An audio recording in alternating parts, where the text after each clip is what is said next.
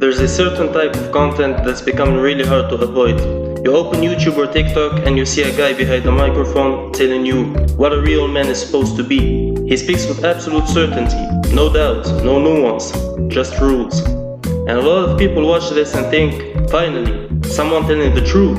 But if you actually sit with what these people say and how they treat their own audience, it starts to feel a lot less like guidance and a lot more like something else. She's a 10, but she has pronouns in her Instagram bio. Well, that's why women aren't supposed to speak. Put her in the kitchen. Who cares about your pronouns? Suck, make sandwiches, be quiet. I truly do believe women need to go back to being second-class citizens. It's the only way we're going to fix this country. Men are the prize, never women. Women date up. Men date down. If you're a higher status guy and you got your shit together, you are far more rare. A lot of these creators build the same kind of image. They present themselves as disciplined, successful, and mentally strong. They talk about money, control, status. Everything is framed as winning or losing. You see it with people like Andrew Tate, or the hosts of Fresh and Fit, or even Sneeko. Different personalities, but a similar tone. I figured it out, and you're not where I am, you're doing something wrong. And at first, that confidence can feel motivating,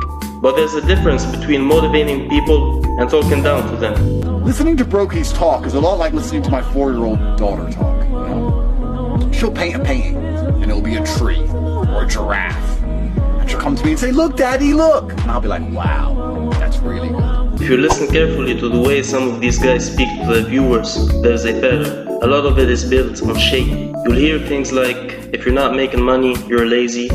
If you're depressed, you're weak.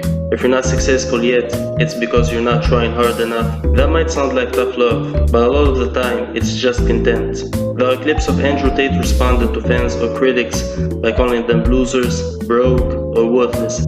On shows like Fresh and Fit, viewers who call in or comment are often mocked if they don't fit the same idea of success. The message is basically, if you're not on a certain level financially and socially, your opinion doesn't matter. Even Sneeko has built content around reacting to other people and putting them down, not to help them improve, but to show them how much better he thinks he is. And when you build a community like that, the audience starts doing the same thing to each other. Comment sections become full of people insulting each other's income, looks, lifestyle, like everyone is trying to prove they're not the lowest in the hierarchy. At that point, it's not self-improvement anymore, it's just competition of egos. Another thing that doesn't get talked about enough is that a lot of this content is also a business. Many of these influencers sell courses, private groups, usually based on the idea that they have the secret to becoming successful, rich, and respected. And the way they sell it is often by making their audience feel like they're currently not enough. You're broke because you're not thinking like me. You're not respected because you're not acting like me. You need to join this program to fix yourself. It's a different effective strategy. You lower someone's sense of self-worth, and then you offer them the solution for a price. Again, there's nothing wrong with teaching business or self-improvement, but there's something uncomfortable about constantly telling your own followers that they're failures unless they buy into your system. When you put all of this together, you don't just get a few controversial videos, you get a culture.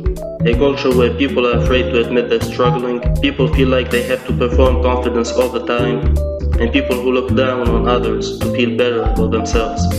And ironically, this kind of environment can make people feel even more insecure, because now you're not just dealing with your own doubts, you're surrounded by voices telling you that those doubts make you weak. Here's the thing, there's nothing wrong with wanting to improve your life, to make more money, to be respected. Those are normal goals, but the way you get there matters. If the person teaching you those things constantly insults people who are struggling, treat their audience like they're beneath them, and builds a community based on hierarchy and humiliation, then it's worth asking whether they're actually trying to help you, or just trying to build themselves up at your own expense. Because real confidence doesn't need to constantly remind everyone else that they're inferior. And real self-improvement doesn't start with being told that you're worthless. It starts with being treated like you're capable of becoming better. If you've seen this kind of content before, I'm curious what you think about it. Do you find it motivating or just exhausting? Let me know in the comments. And if you want more videos like this, you can like and subscribe. I'll see you on the next one.